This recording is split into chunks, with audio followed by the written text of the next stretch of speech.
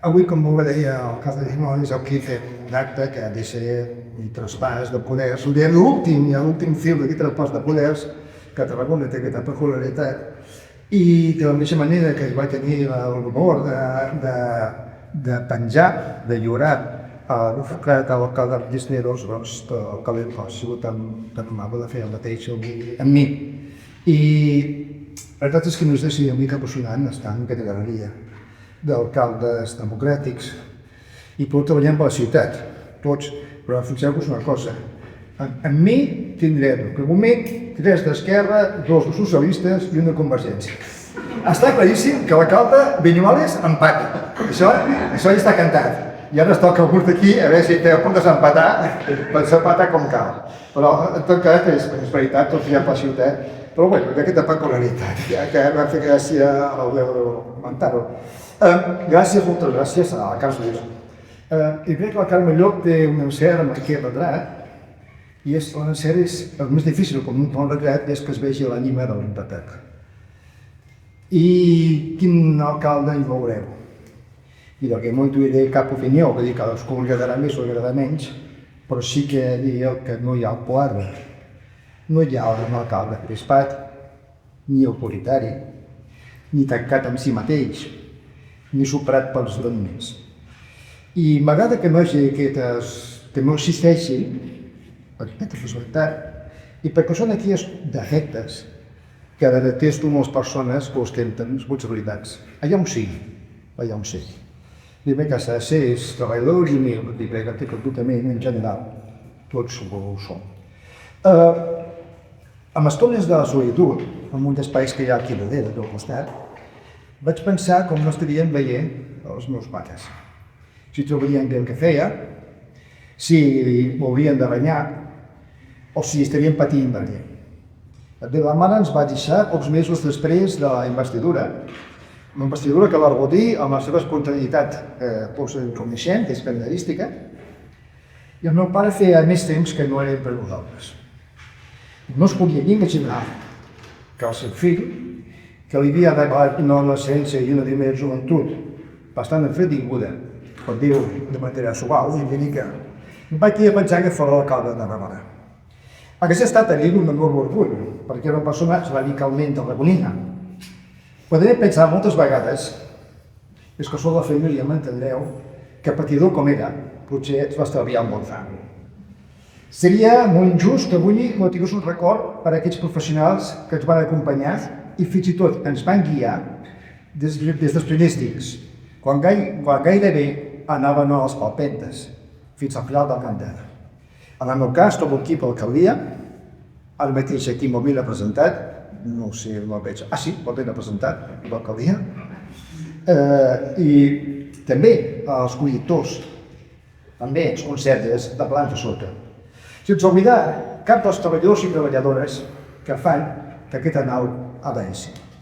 Entre d'altres, els departaments amb els que tenia un contacte més quotidià, més constant, com poden ser el protocol i PEPS.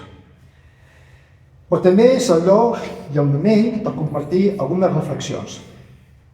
Els que estem aquí retratats som uns enormes privilegiats, segur que molt per sobre dels nostres mèdics.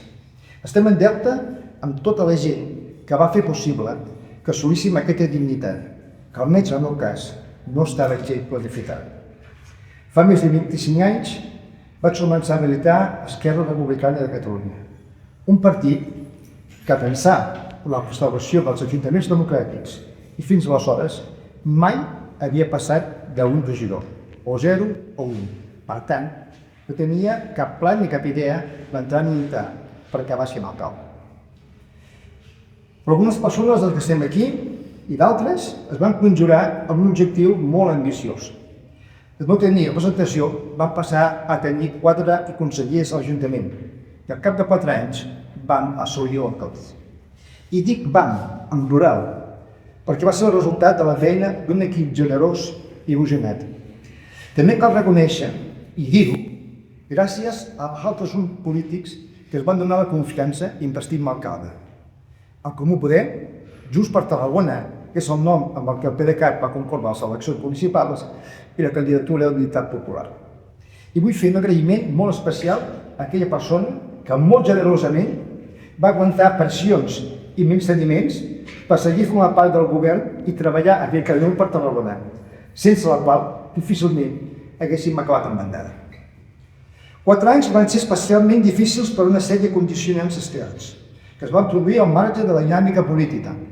L'accident de Cloxe, la pandèmia, l'anul·lació del POU, una dana, la inflació desbocada com a conseqüència de la guerra d'Ucraïna, que va posar en tensió les estructures financeres de l'Ajuntament i va paralitzar conflictes a totes les administracions, i no puc oblidar una setmana de violència als carrers com a conseqüència de la repressió dels protestes a les injustes sentències del procés.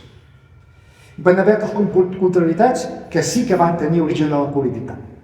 Totes les campanyes de bufets des de les xarxes socials, la duresa, comparada amb l'exercici en altres moments amb la que van tractar alguns mitjans de comunicació, les campanyes anònimes i covards denigrant la meva persona i la d'algun conseller a través de milers d'utèrites que no duien signatura, les caríssimes campanyes finançades per plataformes fantasmes que auguraven una Tarragona de la qual la gent marxava per culpa del nostre govern, també sense signatura, les mobilitzacions racistes per impedir la inversió en un equipament dedicat al turisme familiar i, esclar, el més gran i indecent, la campanya per dificultar al màxim un nou contracte de la Rosa.